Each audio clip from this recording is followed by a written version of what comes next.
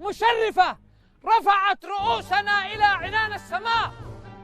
نعم أيها الإخوة، إن هذا الحدث التاريخي الغير مسبوق لم نكن نتخيله أبداً، وبعد أن كان حلم كل عربي ومسلم أصبح اليوم حقيقة. من كان يتخيل أن اليمن تقوم بمثل هذه الخطوة الشجاعة وبكل جراءة وإصرار ضد العدو الصهيوني الذي يرتكب الجرائم بحق إخواننا في غزة؟ الله يعدي اليوم هذا على خير.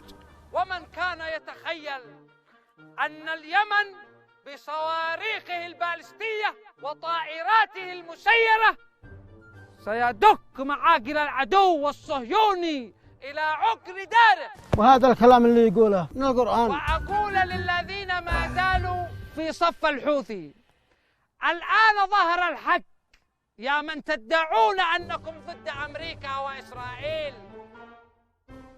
أين أنتم اليوم مما يحدث لأطفال غزة؟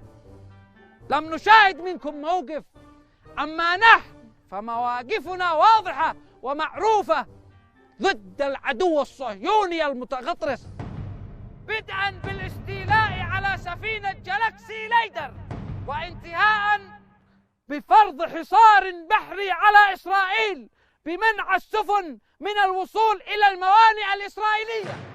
أما وقد تدخلت أمريكا وتحالفها لحماية السفن الإسرائيلية في البحر الأحمر واستهدفت عددا من الزوارق لقواتنا البحرية، فنقول لكم يا قيادتنا، نحن وكل الجنود إننا رهن الإشارة للتحرك في أي مهمة برا أو بحر على كل من يتحالف مع إسرائيل ونصرة لإخواننا في غزة.